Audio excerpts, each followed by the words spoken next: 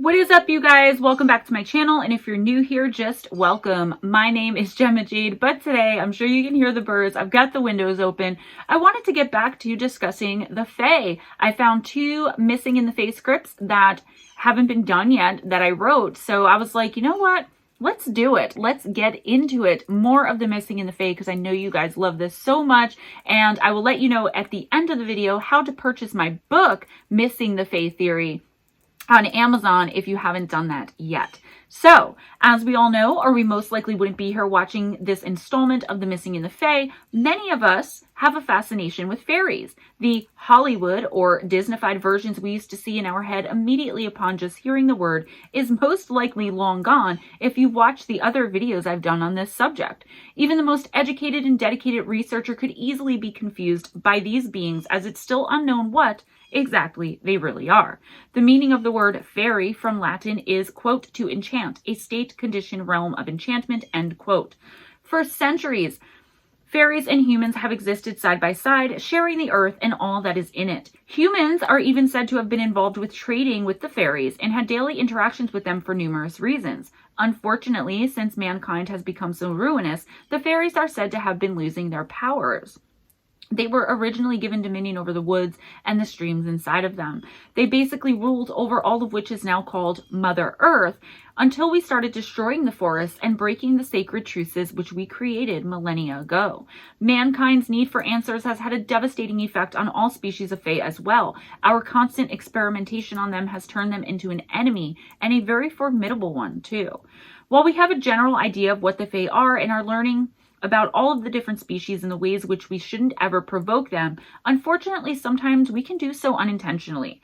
Many are convinced this is one of the things happening in our woods and forests, our national parks too, to the people who end up missing. Are they accidentally crossing unseen boundaries or traveling to unknown lands?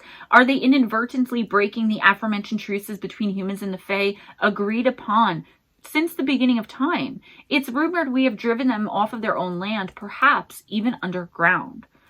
Could this be why they're seeking vengeance? Some even say the Fae are coming after us humans because they have a very strong sense of justice and or righteousness, which is offended by our constant pollution of their home in the woods of the world.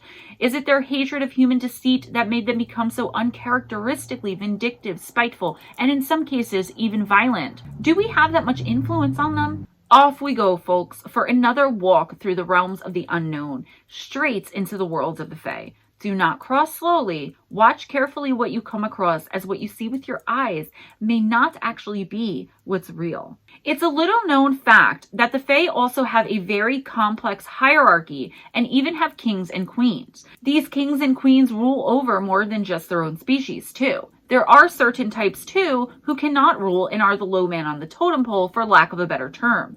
For example, goblins. Goblins are pests who work at the behest of greed. They always travel in pairs but never in groups. It seems they can't stand to be around each other any more than the other kinds of Fae can stand to be around them. They are grotesque and one of the smaller species of Fae. They are not only mischievous but hostile and won't hesitate to attack a helpless human walking alone. They are led by greed, not by money as some humans and Fae are, but for gold and jewelry. Are we checking to see if there's any jewelry taken from the missing in the woods? Though small themselves, they are larger than the average toddler, mainly in girth. Part of what makes them so disgusting is they do not clean themselves except to bathe in mud and muck. The dirtier, the better. Ugh. They stink to high heaven, and they're cowardly too. I say this and have mentioned a smaller child because, well, when a child goes missing in the woods, this is the species of Fae I always first think of. Goblins usually won't go after anyone in a group and tend to make themselves invisible to the human eye and run off when there is more than one of us taking a hike or even camping. However, if you should be traveling alone on a hike, or if you should not be keeping a close eye on your child, beware, for a goblin will sneak up on them, and before they can even see anything, they'll be gone. They are not smart at all, though, and so a child perhaps wearing something that glitters or shines in the sun may inadvertently be attracting these vile little monsters. Once the child or lone adult is in the clutches of the goblins, they'll be searched head to toe and inside out for gold and jewels. Woe to the hapless victims should they not have any, for their fate could be worse than death. While goblins do mate and reproduce, they are the only species of fae that can turn a human into one of their own race. This is most likely why many children are never found. These are the goblins' favorite prey, these little children, because there's no challenge in it. They're lazy. They are slovenly and sickeningly obese, oftentimes slow and lazy, and despise a challenge. Should your innocent child cross their paths, they will surely be frightened and can probably outrun the monsters, but if they don't, they will most likely be turned, their humanity and innocence gone during the transformation. They will be brought to wherever the goblin's lair is, whether in this realm or another, and they will never be human again, nor have any memory of ever being so.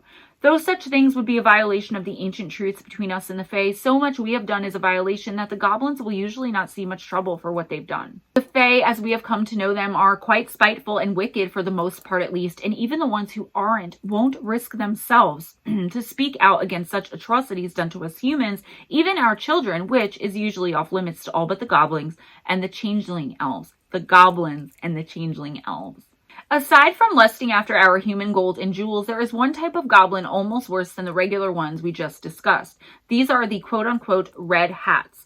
All goblins wear pointed hats, just like the gnomes, except these ones dye the tip in human blood. They will exsanguinate a human, large or small, old or young, smart or not, just to have its blood for color on its and its family's wardrobe of clothing. There is only one way to escape the clutches of the goblin, and that is to hand over what it most desires. However, since most people who are in the woods, regardless of the reason, are not usually wearing much jewelry and aren't carrying any gold, in most cases at least, they're as good as gone once these inherently evil fae folk have them in their sights. Many humans, especially children, end up goblins in the end. Fairies live in other realms, and this is perhaps why they can't be so clearly defined all the time like we humans can be. For example, we all identify as human, but some may also identify as their nationality too, like I am Irish and Native American, things like that.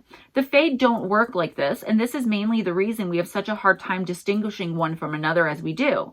During their monthly celebrations in the berry patches along the streams and hills in the deepest, darkest depths of the forests, while drinking magic wine and beer and doing their mating and celebrating, one species may in fact mate with another, creating a whole new type of being altogether. This is where some people think Sasquatch comes in as well, or who knows what else is lurking out there that we might come to encounter someday, depending on how far the Fae go on the nights when the moon is just right and all care goes out the window. They do, though, consider themselves tied to one element only, and this is something which never changes. Their magic is usually intertwined with that specific element and therefore will be much weaker or perhaps non-existent if their particular element should be far away when they're trying to work their magic. For example, should you encounter a water sprite, think fast and run as far away as you can from the water as long as it's following you. Normally, a fairy, regardless of species, will not want to travel farther than the magic their element reaches. However, they don't want to risk a human going back to other humans and telling about the encounter, and therefore humans knowing for absolute fact that they do indeed exist. It seems that though they are everywhere and anywhere you find thick woods and forest areas, there's one particular place on Earth where goblins are becoming a serious problem. The goblin population is growing exponentially. Could there also be a missing child crisis? Would we ever really even know? With the way the media and the powers that be, whoever they may be, tends to selectively report on all things paranormal and or supernatural, like the way they do it, are they really going to tell us that this place has a goblin problem? In 2012 in Zimbabwe, a pack of goblins, all in groups of 2, ran into a classroom full of schoolgirls and sent them running, screaming out of the room when they not only started trying to snatch anything sparkly and shiny off of the girls, but then started to transform and turn into actual baboons. So the goblins run in, they're grabbing for everything shiny and sparkly, and then they turn into baboons suddenly before the girls realize that they're being attacked by these goblins. Actual baboons. Think about this for a minute because honestly, it's a bit genius. Who has more glittery and sparkly belongings than school-aged girls? Goblins, as previously mentioned, aren't usually so smart except when emboldened by their numbers, meaning when they know if they should decide to work together, which they abhor doing, that their numbers will far surpass yours, they will attack and won't stop until they grab anything and everything that glitters and shines. In some cultures and legends, including those in Zimbabwe and the surrounding areas of that region, Goblins are known to be even more sinister than we initially would ever have thought if we are from the United States, Canada, or even the UK. While our perception of them is as stated above, that they are greedy and will go after your children, which is horrible enough and probably one of the worst and most frightening things any of us could ever imagine as a parent, many of the legends from South Africa and surrounding areas have goblins invading marital beds and demanding sexual favors, both from men and women, and sometimes from both as a couple. Usually they'll use the couple's children as a kind of ransom held over the heads of the husband and wife in order to get them to comply with their deviant sexual desires and needs. Goblins are neither male nor female, but are also both. While this may not make much sense to you, maybe it isn't supposed to. This is just one of the many things which we as humans and not a part of the fairy realm could ever really be able to comprehend or wrap our heads around. If this sort of bedroom encounter should ever happen to you, do everything you can to fight, because they are nothing if not liars, and regardless of if you comply or not, most likely after they get what they want from you and your spouse, they will go after your child or children too. I want to move along now and discuss another much more popular type of fairy, and perhaps the first type many of us come to know as children, again, while reading these fairy tales. There are many different legends of the Pixie. There is so much debate over what the name means, where it came from, and also where the legends of these tiny creatures even began, that to even try and get a straight answer was nearly impossible. And trust me, when I researched for this book, and some of this is from the book, I couldn't find a definitive answer or anything, evidence-based. Obviously, a lot of this is from experience of people that we have to either believe or not believe at the end of the day, right? Because anything that's documented fact, and I talk about this in my book as well, is it documented fact, actually? Or is it just a lot of people believe that it's real? Do we have DNA samples? No. Do we have photograph or video that definitively says it's not fake and it's the fae? No. So at the end of the day, it's what we believe in. Since we're talking about fairies and the missing people in the woods, let's instead focus on what their connection could be, if any, to this missing phenomenon. The earliest version of the story, The Three Little Pigs, was published in 1853 and actually had three little pixies in place of these pigs. The legends of these particular fae go back much further than that, though. Though pixies could be responsible for any number of the strange and mysterious vanishings in the woods, they, like many other fae we have learned about in the past videos, are extremely fond of little children and will go out of their way very far to lure them into some form of play. In fact, it's said that their most favorite way to do this is to disguise themselves as a bundle of rags, presumably so a child who doesn't know any better will come along and pick the rags up, allowing the pixie to transform, like magic, right before the child's eyes. Generally, you will hear that the pixie is friendly and helpful towards humans, especially the children for the most part, but I tend to believe otherwise. It seems foolish after all we've learned to even consider trusting any species of fairy for any reason, should we happen to cross paths with one. Again, that's just my opinion from my extensive research. I know a lot of you will disagree, and that's okay, as long as you please be respectful to me, each other, and respect yourself in the comments. The way pixies look will also vary greatly depending on where you are getting your information, with one thing always remaining the same. They are teeny, teeny, tiny. Besides hiding in or even pretending to be rags, they are absolute pests. Remember all of the stories we've been coming across lately about climbers just randomly unattaching from their safety harnesses and falling hundreds of feet to their doom, right? We've talked about that. We talk about it on MP&M, the scripts I write for them, and just in general over there, and all over YouTube, really, with the missing phenomenon stuff. Or we can even perhaps go to the people who are confused and wandering for whatever reason through the woods and found days later at the bottom of some cliff.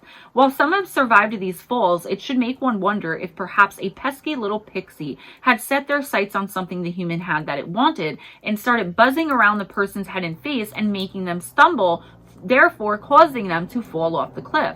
Once the human is down, whether passed out or deceased matters very little to the pixie. They will then go through the human's pockets and possessions and take whatever it wants and leave the rest. It's said they like to make their homes in shoes, which many find most interesting considering how many people who disappear in the woods who are gone forever, with all that's left behind being their sneakers, boots, shoes, even if it's just one. And sometimes, a lot of the time, it is just one. And that's so random, right? The person disappears into thin air. The only thing left behind is one shoe, or both shoes in some cases. Think about it. If you're going to build a home for you and your family, you want it to be sturdy and able to stand up to the elements of nature. Does it make sense then that perhaps a large sneaker or boot, which a human would use for hunting, hiking, climbing, would do just these things for a tiny little fairy if they made their home out of it? Obviously, a sandal would hold no interest to them if we're thinking along these lines, right? They're not going to build their home in a sandal. It's not sturdy, but most people don't wear sandals while out in the woods anyway, right? Now, if you're hiking or hunting. Because there is no one single place or story of origin for any type of fae species, it stands to reason, at least to some, that this must be proof that throughout the world over, at one time or another, someone has come across a fairy somewhere. Depending upon the nature of their encounter and the species with which their path had crossed, it's hard for me to say that because I have a lisp, is how each of these types of creatures got not only their name and reputation, but their entire legend. It really depends. There's no one singular point. I want to explain this because I feel like that's confusing the way I wrote it. If you've never heard of a pixie before and you come across or if you don't know anyone and you never heard a story of a pixie but you know what they are and you come across one in the woods, your experience with that pixie is going to be your encounter story, right? And that's what you're going to tell people. And some people are going to hear of the pixie, say you had a bad experience for the first time from you. So they're going to think pixies are bad. So that's what I mean when I say they get their reputation based on the experience of the person wherever they are in the world who has seen them. And I hope that makes sense. Another very interesting fact about fairies, which is true regardless of the race, is that they have visible auras just like humans. The difference, though, is that most humans, most of them, are able to see the fairy aura. This could well be why all of the confusion about what the creature was wearing. Perhaps if they're a breed which is known to wear green, but they have a red aura, this could be what's causing the confusion. It stands, though, that most often, regardless of the breed, they have a gray aura, the aura of mischief and misbehavior. The darker the gray, the meaner and nastier the breed. Remember, we're speaking of the mostly unknown. The aura of the fae, and therefore a gray aura on a human, probably will not mean the same things. There is one very well-known story of a brother and sister fae of still unknown species that has resurfaced since the creation of YouTube videos, and interest has risen in fairies and everything about them.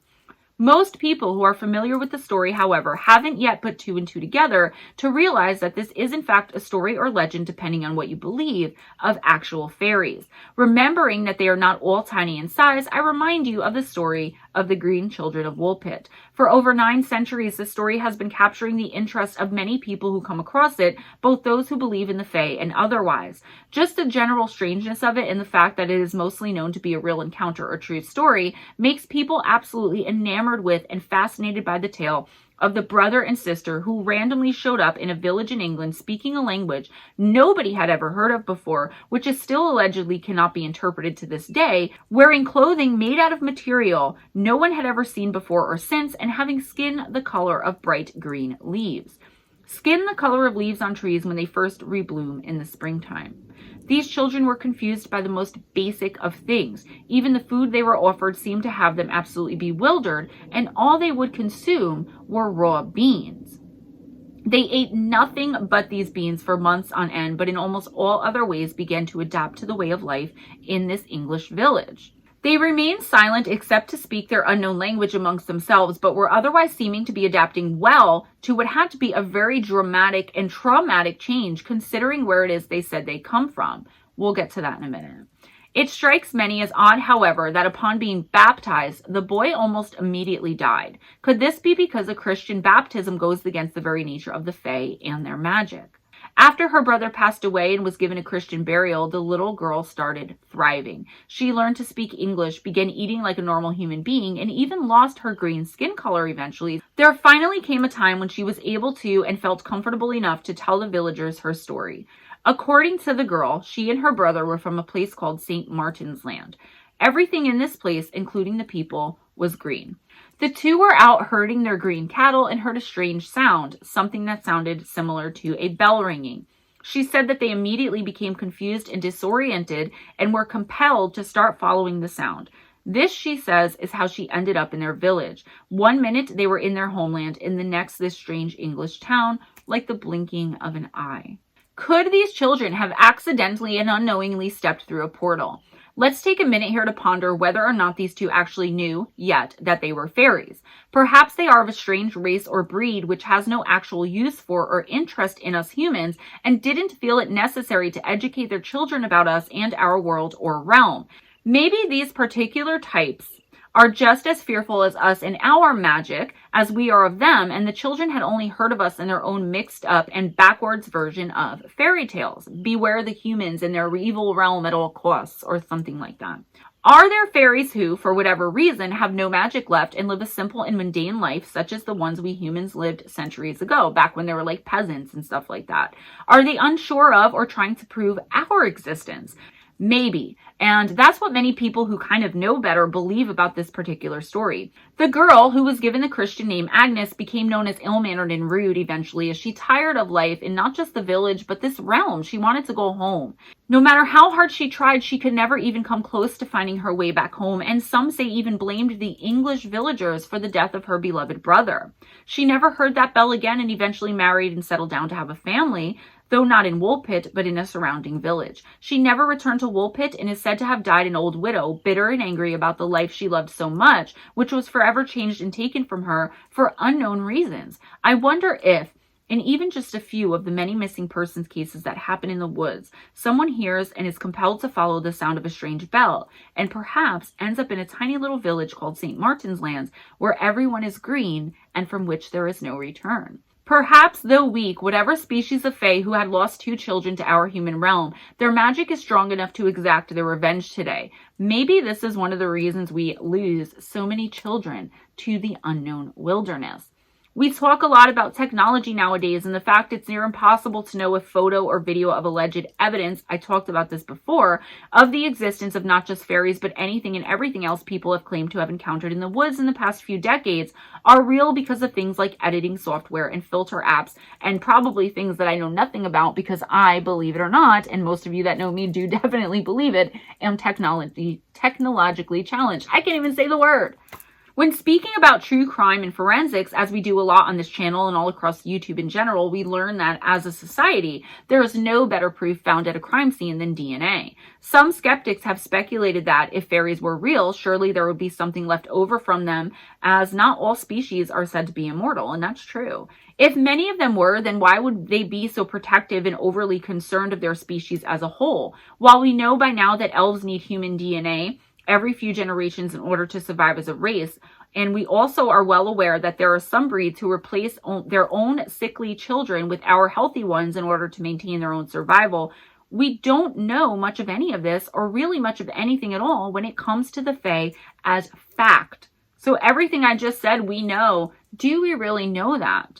I know I'm totally blowing your mind right now. Bear with me.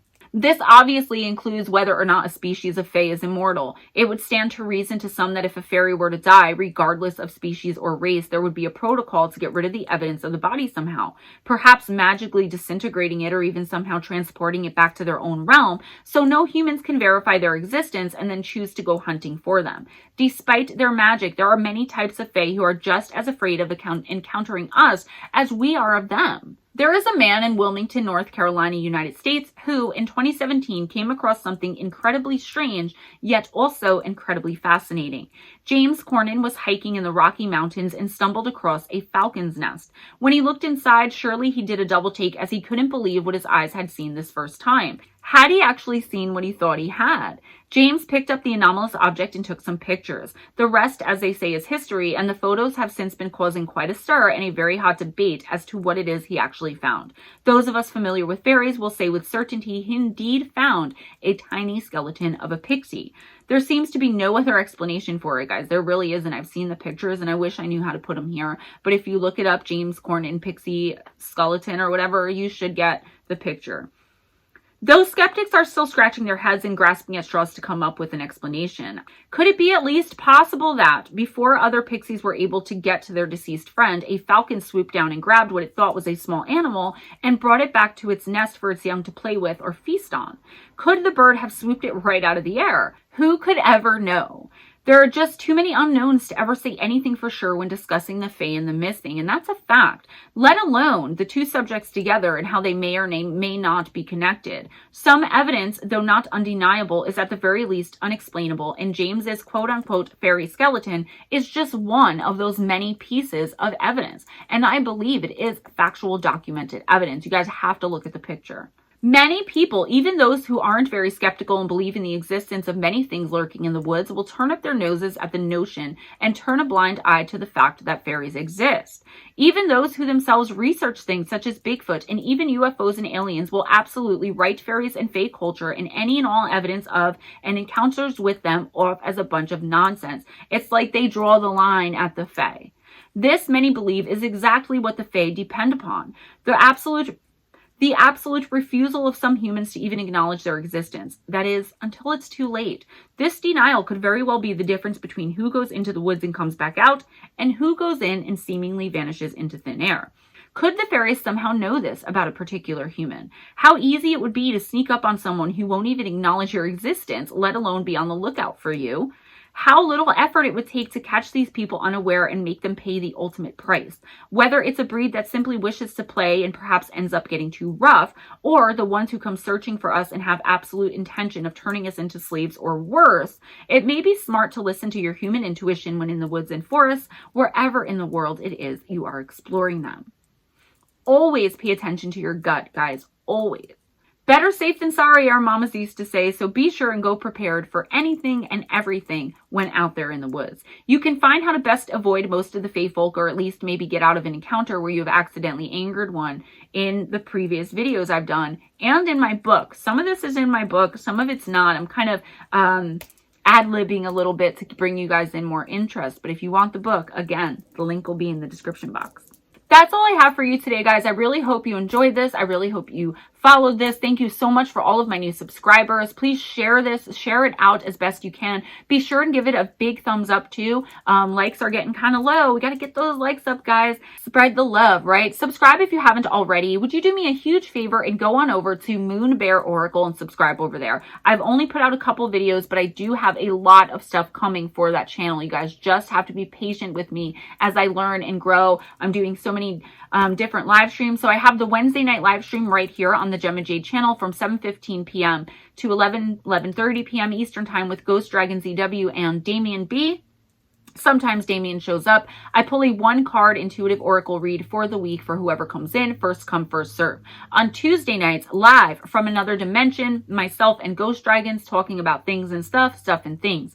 Saturdays and Sundays, it's me and Jeff Harding from Pine Island Research, where we have topic-based discussions. So he brings a topic he wants to talk about. I bring one I want to talk about from 8 to 10 p.m. Eastern time every Saturday and Sunday. And then on Saturday and Sunday from 11 p.m. to 2 a.m. Eastern time, you can catch me and Big Willie Townsend and a few other folks, because we changed a few things over there on Spaced Out Radio, the After Hours show. Go on over and subscribe over there as well. You got Dave Scott over there, Jessica Jones, myself, Big Willie. It's amazing over there. You guys, if you're not subscribed to Spaced Out Radio, I really would go and check it out. Paranormal Chop Shop. I'm over there on Friday nights, sometimes with Sunny when my schedule permits. But Sunny and I are planning on getting an interview show together where we interview people. Just me and him, a very professional, organized show. We're working on that too. So while I have all this other stuff going on, I also do personal readings. If you would like a personal intuitive oracle reading from me, please email me your name and birth date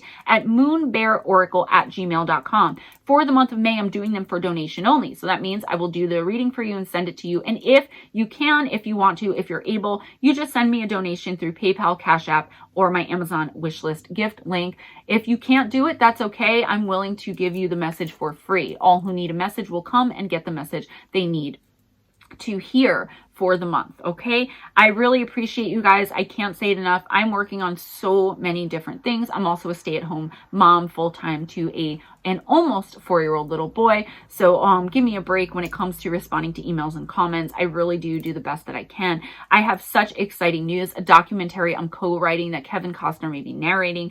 Could be for the History Channel. Like, guys, there's craziness coming. I don't want to say too much, but I'll keep you guys posted. If you have any encounters with the supernatural and or paranormal that you would like me to make a part of my listener encounters series, it could be extraterrestrial, otherworldly, anything bizarre, strange, weird, unexplained, please send it to GemmaJadeParanormal@gmail.com and I will put it in my listener encounters series. I'm looking for content for number 16, guys. If you would like to make a donation to the channel, in the description box, you will find a link to my PayPal, my Cash App, and my Patreon. If you donate $20 a month or more in my Patreon, you will automatically receive from me a monthly intuitive oracle reading. Also, I put out videos early there, the early releases, and I'm working on a couple of videos for Patreon only. There's a get ready with me on there for you ladies that are always asking about my makeup, even though my routine's changed a little bit since then. There are a few extra special things that I put on there. I usually give my phone number for text message to my patrons, so think about donating there. If not, again, PayPal, Cash App, Amazon wishlist, gift links. I've gotten such beautiful gifts. I just am overwhelmed with your guys' generosity and your generosity of spirit and all of your support and kindness. All right, and one more thing, if you'd like to purchase my book, I don't know if I said it, the link will be in the description box for the Kindle and paperback version from Amazon. If you want an autographed copy, email me at GemmaJadeParanormal@gmail.com before you make the purchase, and we'll set that up. Be kind to each other, guys. It doesn't cost anything. Be kind to yourselves as well, and make sure that you never accept anything less than others treating you with absolute kindness and respect of your boundaries. Always go in grace, smile at a stranger, and I will see you guys next time. Bye.